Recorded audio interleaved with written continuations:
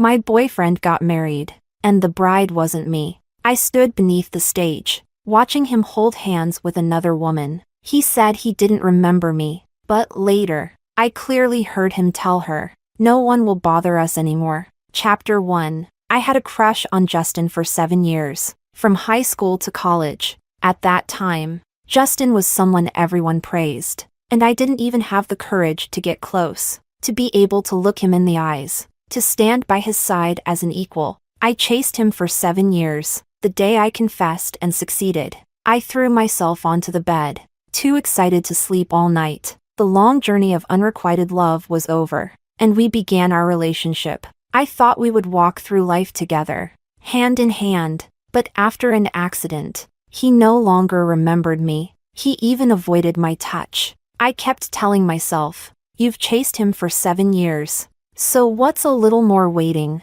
His memory would come back. But that day never came. Justin got married. Chapter 2. The wedding was grand. Justin held her hand and carefully put a diamond ring on her finger. That ring was so beautiful, exactly the style I liked. As I watched from the audience, tears began to fall. I clenched Selena's hand, trembling. If Justin hadn't forgotten me, would I be the one standing up there? Selena's expression changed. She looked at me, her eyes complicated. She didn't say anything, just gripped my hand tightly. I immediately smiled and said, "I'm just joking. As long as he's happy, that's all that matters." Really. Chapter 3. Justin's wife is beautiful, completely different from me in style. From afar, I saw her complain about how high her heels were and how tired she felt. Justin chuckled, gently patted her head, and said softly, "Thank you for your hard work, my lady." Her frown turned into a smile as she placed a kiss on Justin's cheek. Before I could keep watching, Selena blocked my view. I guess she was worried I'd cause a scene. I won't cause trouble anymore. The last time I tried to help Justin regain his memory, it gave him headaches for days. I don't dare to anymore, especially today, on his wedding day. How could I bear to ruin it? I smiled at Selena. I won't anymore. I won't ever again. I just wanted to take one last look today. See? Justin is still as gentle as ever. That's nice. I can control myself. I'm just a little sad. Chapter 4. After the wedding ended, I sat in my seat, unable to get up. I had imagined my own wedding with Justin so many times. Back when we were together, Selena and I stayed up for several nights talking. We discussed which wedding dress to choose, what kind of bouquet would look beautiful, whether the wedding should be traditional or Western. We even excitedly chose the menu. Staying up late into the night, we had everything planned out, except for the fact that I wasn't the bride in this wedding. I tilted my head to look at Selena, reminding myself I had promised not to cry today. But as the ceremony ended, I couldn't hold it in. What should I do? His future has nothing to do with me anymore. Selena, I've really lost him. I couldn't say it. 7 years of secretly loving him. 3 years of being together. Justin had been a part of my life for 10 whole years. And today, in front of me, he was gone completely. I don't even have the right to say I love him anymore. Chapter 5. I cried. When I woke up in the middle of the night, I couldn't breathe as I stared at the moon outside the window. I took deep breaths, feeling a stabbing pain in my chest. It took me a long time to recover from the suffocating feeling. By chance, I opened my old high school diary, flipping through pages filled with the innocent yet intense emotions of those years. I sat on the floor, reading for a long time. When you're young and like someone, that feeling lasts for a very long time. So long that you don't even know where it will end. Chapter 6. The diary was old but well preserved. Back then, I had thought about showing it to Justin, but I never got the chance. As I carefully opened the first page, my eyes turned red. It was the moment I first met Justin. September 21st. Sunny. The teacher ran over time with the lesson, so I didn't get to buy the mushroom noodles I wanted. But I met a boy today, and he didn't get the noodles either. He looked familiar. Maybe he's from my grade. I've heard some girls in my class mention him. I guess he noticed me too, because he looked over and smiled. His smile is really nice. My heart started racing, and I quickly looked away. September 23rd. Sunny. I went to get mushroom noodles again today, and what a coincidence, I saw that boy again. He was a few spots ahead of me in line, and I took a few extra glances. Both of us got the noodles today. Later, when I went to ask a question during evening study, I saw him again in the office. Such a coincidence. He even looks good from the side. I paid attention when I got back. Turns out he's Justin, the top student in our year. He's really amazing. If I work hard, could I get into the top ranks too? September 27th. Light rain. It rained today, and I stepped into a puddle. My shoes were soaked, and I felt uncomfortable all morning. I kind of hate rainy days. When I entered the cafeteria, I brushed past Justin as he was leaving. He's so tall, I barely reach his shoulder. October 25th. Cloudy. I think I've unintentionally started paying attention to Justin's meal times. He always seems to prefer eating later, when there are fewer people. Is this what top students do, always alone?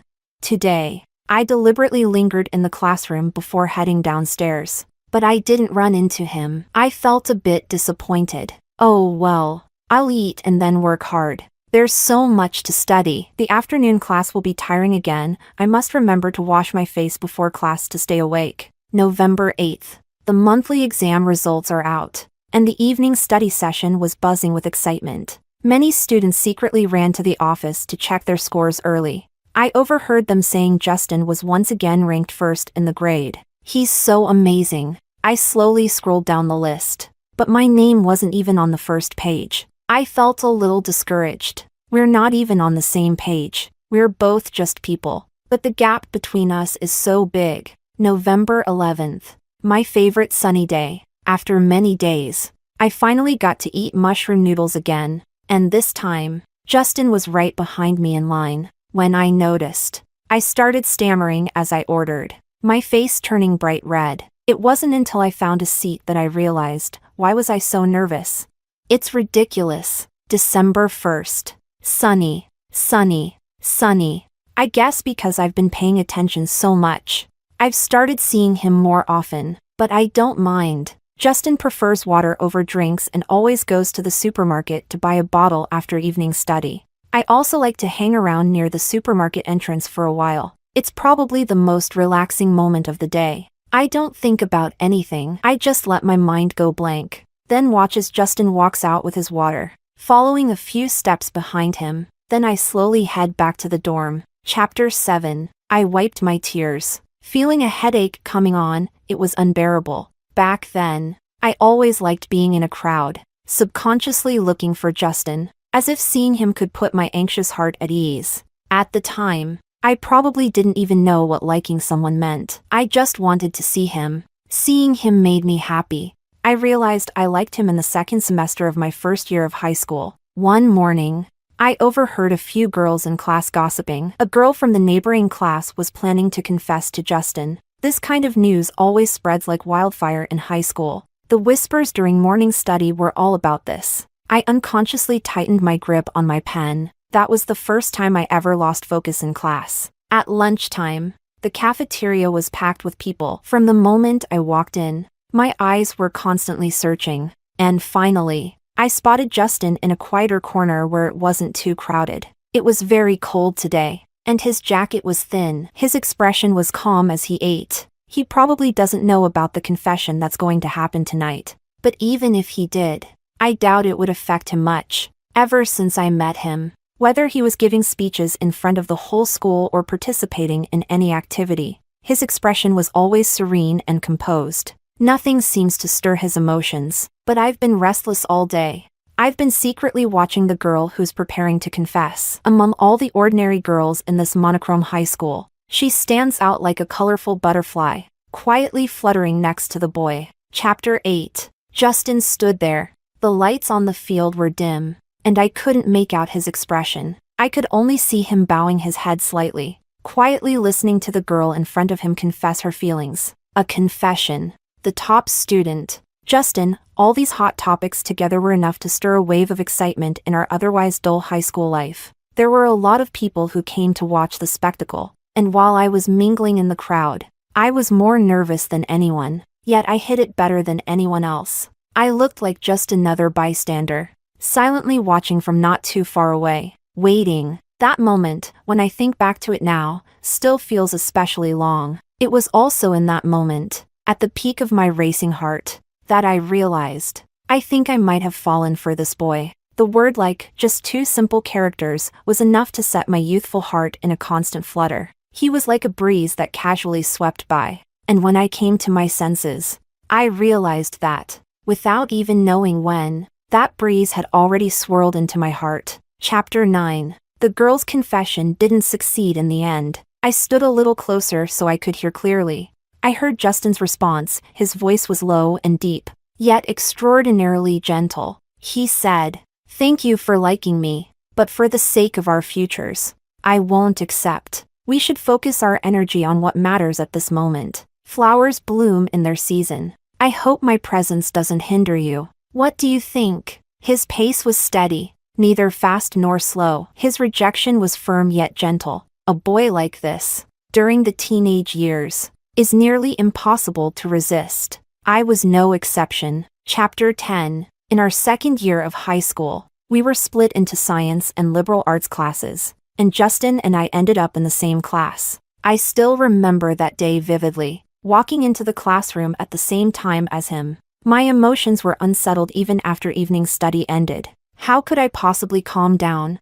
I no longer had to pass by the hallway and steal a quick glance at him through the window. I no longer had to search for his figure in the cafeteria every day. I no longer had to rely on the other girls in class to know about his daily life. I couldn't let myself appear too happy, but I clearly remember that day. My diary was filled with a whole page. Chapter 11. When he's in class, he's always so focused and serious. He can always grasp the key points of the lesson immediately. I worked hard to keep up with him, just to get a little closer. Every time the monthly exam results came out, I paid attention to the gap between our scores. Even closing the gap by one rank would make me happy for an entire afternoon. That meant I was getting closer to him, slowly but surely. Chapter 12. That day, I finally mustered the courage to say my first words to Justin. I asked him for help with a math problem. Justin was always incredibly patient with his classmates, and he explained every step in great detail. After he finished, he looked up at me and asked, "So, did you get it?" Without thinking, I nodded.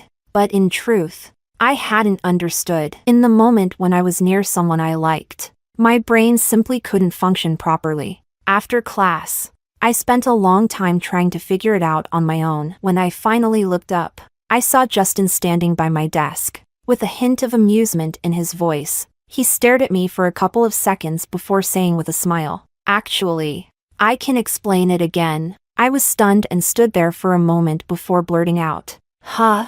Justin bent down slightly, took the pen from my hand, and before he started explaining again, he tilted his head to meet my gaze and said gently, "This time, make sure you follow my thought process and listen carefully." The sunset that day was brilliant, painting the sky red, and it also turned my face red. If anyone could hear my heartbeat, they would have surely noticed how excited it was at that moment. Chapter 13. In that month's exam, Justin and I scored the same in math. We tied for the highest score in the grade. I held my test paper, tears welling up in my eyes. All the hard work during that time had not been in vain. I didn't dare to disrupt his progress. The only thing I could do was steadily get closer, step by step, to wait for the right moment, to wait until I was good enough. Then, I would confess. Chapter 14. Unrequited love is a personal battlefield of chaos. In countless moments that Justin wasn't aware of,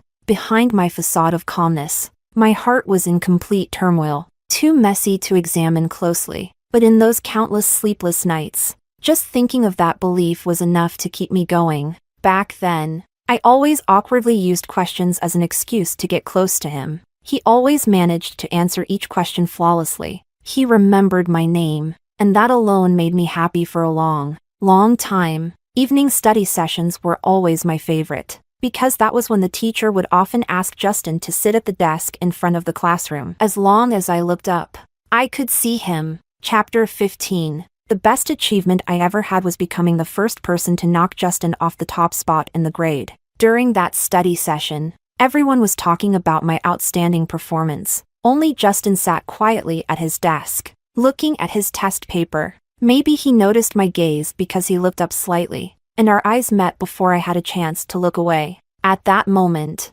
something seemed to explode in my chest. Justin didn't say a word, but he raised his wrist and gave me a thumbs up. That simple and pure feeling of liking someone is still an emotion that's hard to resist even now when I think back. Chapter 16. In the second half of our third year, the pressure became overwhelming, and I had countless moments of breakdown. My grades fluctuate up and down. The head teacher called me into the office, and when I came out, my eyes were red. There weren't many people left in the classroom. Most had gone for dinner. I buried my head on my desk, and suddenly, someone tapped me on the back. That was the first time Justin came to talk to me. I looked up at him, and suddenly felt aware of my disheveled state, wanting to lower my head in embarrassment. "Lisa," Justin said softly, "I have something for you." He opened his palm, his fingers were long and well-shaped, and in the center of his hand was a small blue paper star. I was too stunned to react, just staring at him without taking it. Justin placed the star on my desk, leaned back against the table, and said calmly, "It's normal for your grades to fluctuate. Don't get too anxious. Carefully review the mistakes and focus on them. Practice makes perfect. You can do it, right?" It was then I realized Justin had come to comfort me. Being comforted by the boy you have a crush on, how does it feel? It's probably when you have tears in your eyes but can't stop smiling. I asked Justin, "Do you feel like that too sometimes?" Justin smiled. "Of course. When you knocked me off the top spot, I burst into laughter through my tears." I asked Justin if he had a dream university in mind. Justin said he wanted to apply to H University. H University. I silently noted it in my heart. That became my goal for the second half of the school year. Chapter 17. I placed that paper star on my desk, and every time I looked at it, I couldn't help but marvel. Justin's star was so beautifully folded. It wasn't until one day, by accident, I opened it and discovered a small line of writing inside. The handwriting was neat and elegant. "I hope you shine like a star." Chapter 18. The next day, when I opened my eyes, it was already noon, and I was still holding my diary in my arms. The page that was open felt damp. I wiped my eyes and realized my face was covered in tears. I had a long dream where I was crying the whole time. I kept crying, but when I woke up, I couldn't remember why. After tidying up, I noticed the rare good sunlight today. Selena was already in the living room. She had been staying with me this whole time. I wanted to reward her, so I decided to cook a meal, but on the way to the supermarket, I ran into Justin and his wife. I froze, unable to move, because I seemed to hear Justin mention my name. He said to her, "Lisa won't be showing up anymore. She won't bother us again." I stood there, frozen as if I had fallen into an icy pit. Justin, it seemed, remembered me after all. Chapter 19. I pushed my cart and walked toward them, but before I could get close, Selena pulled me back from the corner. She looked at me with concern in her eyes. "Lisa, what's wrong?" I raised my hand and pointed at Justin, who was leaving in the distance. I just heard him say my name, Selena. My voice trembled. "Does he remember me?" Selena followed my gaze and sighed softly. "Lisa, you've shown up around him so many times. Isn't it normal for him to remember your name? He's married now, and even if he does remember, what can you do?" Selena's voice was calm, with a soothing tone. "You said you wouldn't bother him anymore. But what if he really does remember me?" Selena gently took my arm and led me in another direction, lowering her eyes as she whispered, "He won't." Chapter 20. That night, I had a dream. I dreamed of the night I confessed to Justin. Back then, Justin didn't seem surprised. He stood in front of me, listened to my confession, and suddenly laughed softly, leaving me completely at a loss for what to do. After a while, I heard his voice, tinged with amusement. He said, "It really wasn't easy, was it? Waiting for your confession." As soon as he said that, my brain completely froze. Ever since Selena figured out that I liked Justin, she had been pushing me to confess. But I always thought, just wait a little longer. Just get a little closer to him. Wait for the right moment. Wait until I'm good enough. Gradually, Justin started appearing around me more and more. Whenever I faced difficulties, Justin would patiently guide me step by step to solve them. Even when I was close to him, I would still find myself getting lost in thought. Flustered, Justin, with his usual patience, would lower his eyes to look at me, half teasing and half serious, saying, "Actually, I can explain it a second time." At that moment, I was instantly reminded of those high school evenings bathed in the glow of the sunset. It was also at that moment that I realized, after all this time of chasing after him,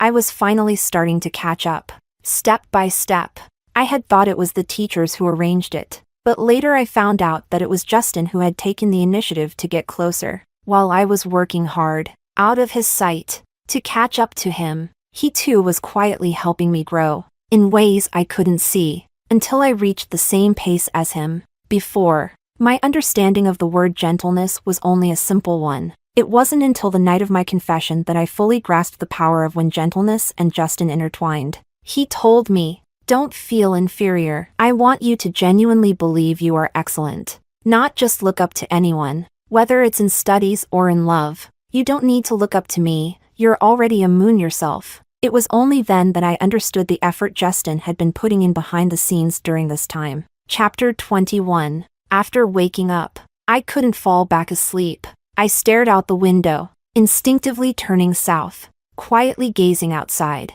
I stared for a long time, as if that was the only way to ease my sadness. Chapter 22. I couldn't help it, I had to go find Justin, but just as I was about to approach him, I hesitated. I stood on the other side of the road, watching the two of them, unable to take a step forward. Justin was carefully holding her hand, his eyes lowered as he looked at her. I couldn't hear what he said, but the woman smiled softly and gave him a light pat on the arm. The atmosphere between them was so warm and harmonious, leaving no space for anyone else. What role could I play if I went over there? I didn't know, but my head hurt. The pain was suffocating. Justin, how could you forget me? Chapter 23. The next day, I went to that supermarket again. Justin wasn't there, but his wife was. She clearly didn't like me, giving me a once-over with her eyes. It seemed like she wanted to say something but held back. Instead, she turned around and left. I stared at the diamond ring on her hand, and an overwhelming wave of sadness hit me, my eyes instantly welling up with tears. Chapter 24. After that, I often saw Justin and his wife together.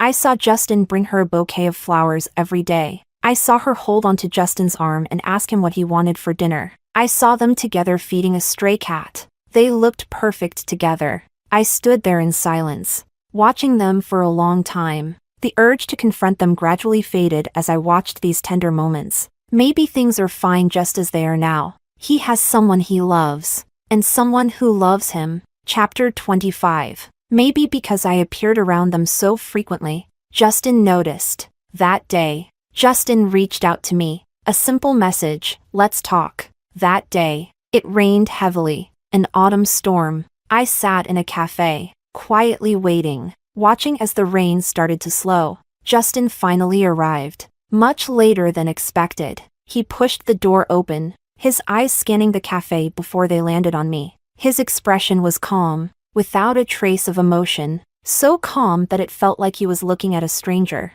I sipped the cold coffee in my hands, its chill reflecting my current state of mind. I had chosen this cafe on purpose. It was a place we used to frequent together. Even the table was the one we used to sit at. Justin sat across from me without a flicker of emotion. He spoke politely but distantly. "Sorry to keep you waiting. I was held up by something, for some reason." As I looked at him, he seemed so different from Justin in my memories. Maybe the only one who stayed in place was me. While everything else has changed, I should be the one apologizing for disturbing you again. Justin smiled slightly. "No need to apologize. I actually have something to discuss with you as well." When he said that, I knew that after today, we wouldn't have the chance to meet again. Yes, He already has his own life. How could I keep intruding? I had expected this. But when the day finally came, it didn't make the sadness any easier. I looked up at him. I just wanted to confirm one last time, you really. As the last two words came out, I suddenly felt a lump in my throat, and Justin's face across from me became blurry. I fought back the urge to cry. You really don't remember me? The Justin who ran through the rain to bring me an umbrella. The Justin who came to my building in the middle of the night just because I said, I want to see you. The Justin who quietly helped me grow. For the sake of my insecurity, how could he suddenly disappear completely?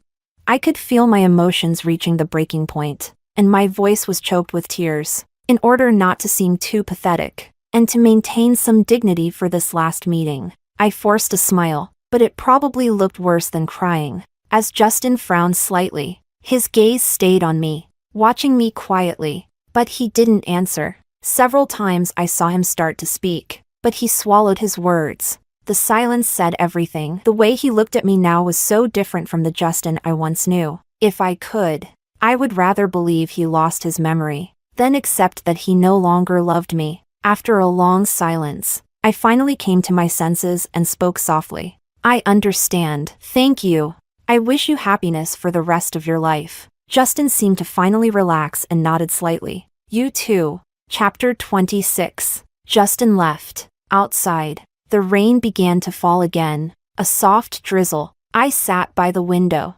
staring in the direction he walked away. I don't know how long I sat there. It seems like, from my memories, I've always been behind Justin, quietly watching him. I was lucky enough to walk alongside him for a brief moment in time. But in the end, I still had to let him go. Justin, you forgot about Lisa who loved you silently for 10 years. You told her never to feel inferior, in life. In love, you probably never expected that even now. Her heart still races for you, in every single moment that you're unaware of. If it were the old you, you'd probably call me a fool. But now, you feel so distant, so unfamiliar, that I can't even find the words to say. I just sat there, tears silently falling. How am I supposed to forget?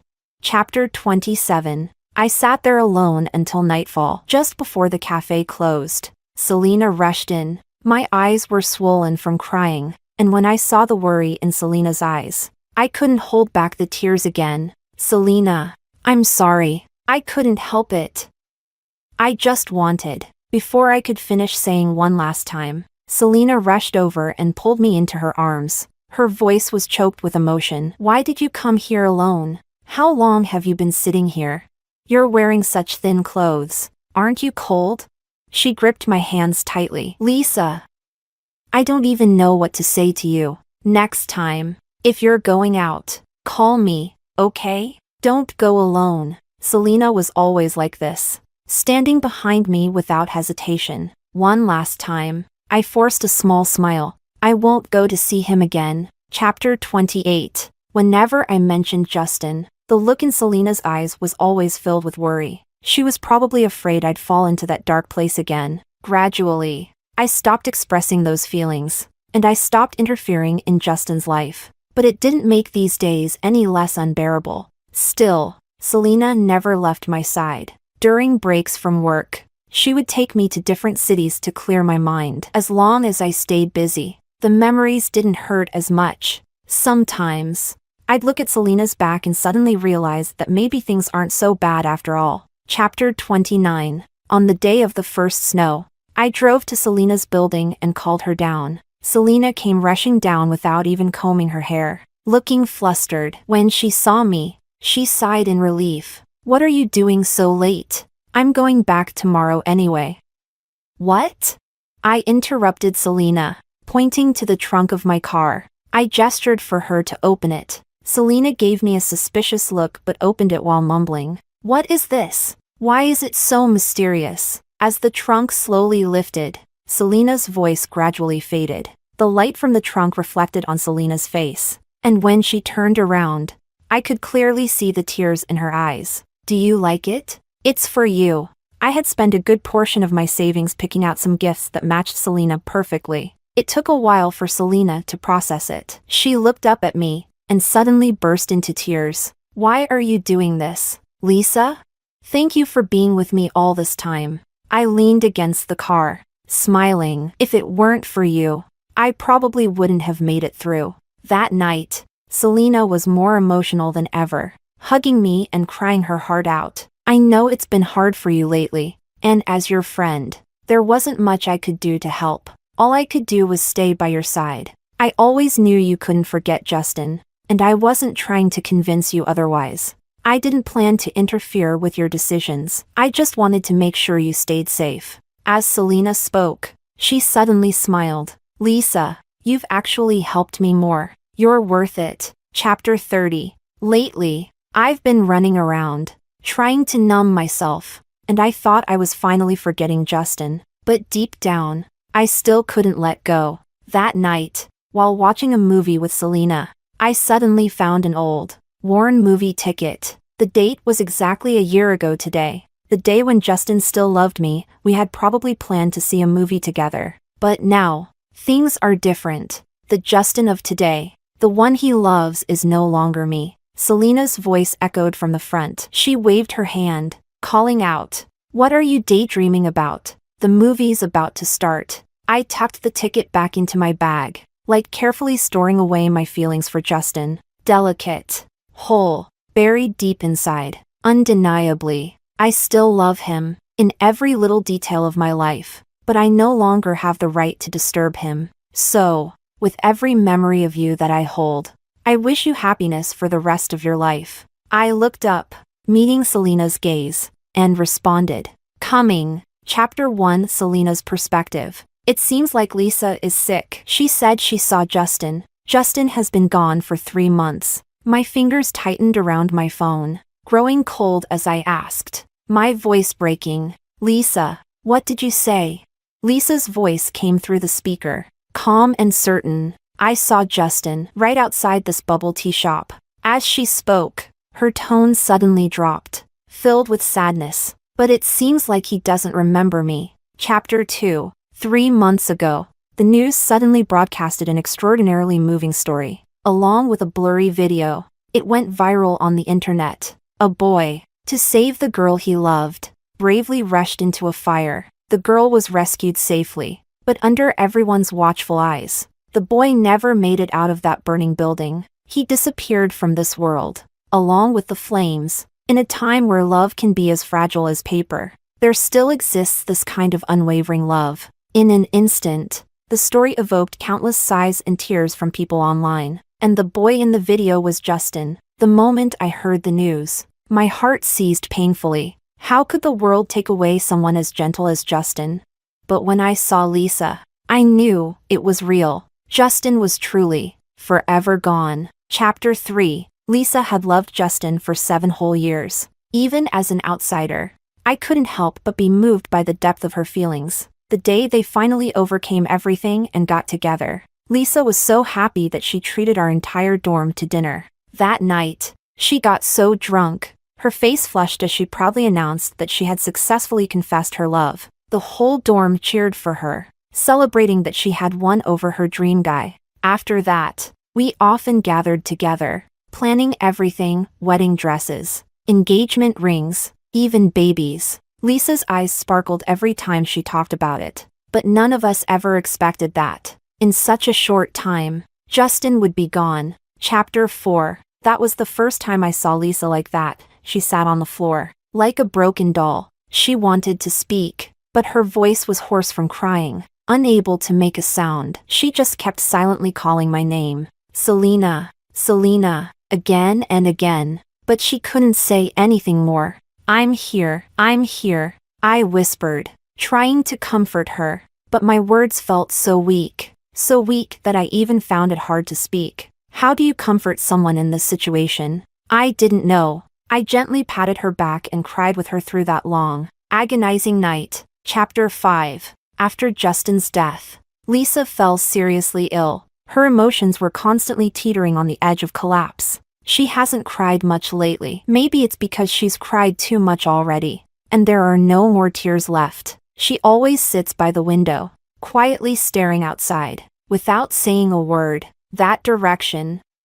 It's exactly where Justin's accident happened. She keeps all her emotions bottled up inside. And during that time, I was extremely scared. I constantly took her out to help her clear her mind. She seemed to be getting better, even talking more, until today's phone call shattered the last bit of my inner peace. Lisa's emotional trauma is far worse than I had imagined. Chapter 6. Lisa was standing right outside the bubble tea shop, her eyes fixed on something in the distance. I followed her gaze and saw a figure that looked very much like Justin. But when he turned around, I saw clearly, it wasn't Justin. Lisa lowered her eyes, looking incredibly downcast. It seems like Justin doesn't remember me anymore. Lisa, I gripped her hand tightly, my voice trembling. What did you say? Say it again. Who is Justin? Lisa raised her hand and pointed to the boy. Right there. He's standing right there. But he doesn't remember me. In that moment, it felt like my heart plummeted into an icy abyss. Chapter 7. The boy's name was Eric. He stood a short distance away, staring at Lisa for a long time before finally looking up and asking me, "Is your friend sick?" "Yes." I nodded gently. "I'm really sorry for causing you trouble. I'll take her home right away." I handed Eric the 2 cups of bubble tea, apologizing again. Eric didn't accept them. He simply said, "Take your friend home." Chapter 8. I took Lisa to see a psychologist. Despite long sessions of counseling, nothing seemed to help. The doctor sighed, her tone filled with sympathy. Lisa has convinced herself that Justin is still alive. She's locked herself in a mental prison. She can't accept Justin's death, and her mind has formed a defense mechanism to protect her. She'd rather believe he's forgotten her and fallen in love with someone else than accept that he's gone forever. Chapter 9. I knew Justin wouldn't just disappear like that. Lisa had come back to life. She sat on the couch, hugging a stuffed animal, smiling brightly. I hadn't seen her this happy in a long time. She even crafted a whole story in her head about Justin being in a car accident and losing his memory. She clung to my hand, telling me she didn't blame Justin. He was just sick. She kept saying his memories would come back. She had waited for Justin for 10 years. A little more waiting wouldn't hurt her. She spoke so sincerely. I didn't even know how to break the truth to her. How could I start? Justin isn't coming back. Chapter 10. Every day, she would go to that street where the bubble tea shop was and wait for a while. Sometimes she would see him and want to speak but feared it would be too presumptuous. So she just silently watched. Sometimes, she would ask me, though it seemed more like she was asking herself. She would say, "How could Justin forget her?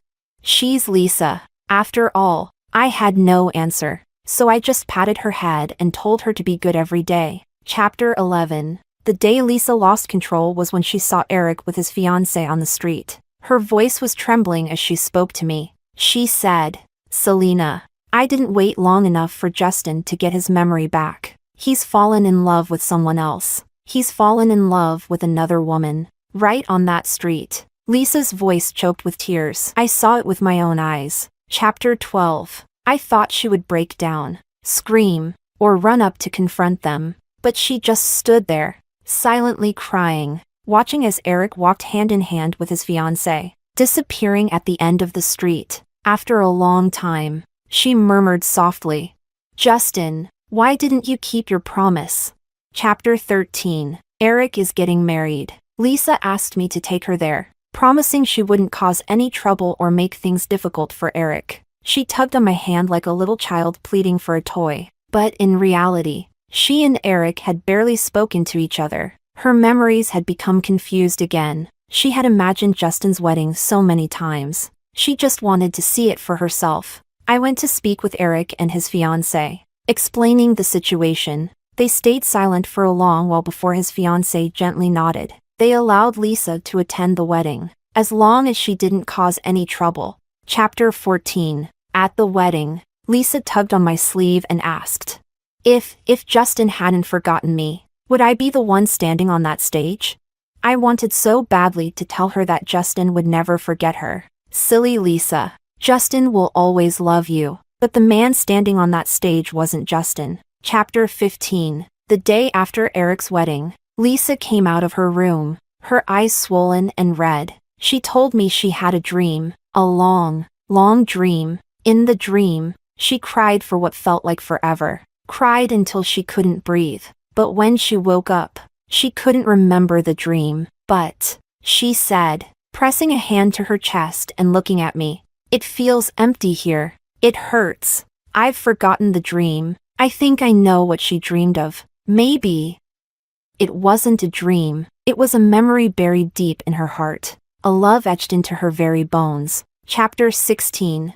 I've thought about Lisa's situation for a long time. And in the end, I decided not to tell her mother. First, because her aunt's health isn't good. And second, because seeing Lisa like this, I'd rather take care of her myself. No one understands better than I do how much Justin meant to Lisa. I want to pull Lisa out of this, but she's too deeply trapped. So deep that even with both hands, I can't reach her. Chapter 17. Lisa is probably trying to find Justin. She often runs out onto the street, but she never goes up to him or interrupts. I don't know what's going on in Lisa's mind anymore, but seeing her like this, it seems like she's even sadder than before. It feels like she's forcing herself to let go. This illness isn't any easier for her than facing reality, but I don't dare break it. At least in Lisa's mind, Justin is still alive. Maybe that's her only comfort, even if Justin doesn't love her anymore. Chapter 18. Sometimes I get lost in confusion. The pain of losing something after having it is much deeper than the pain of never having it at all.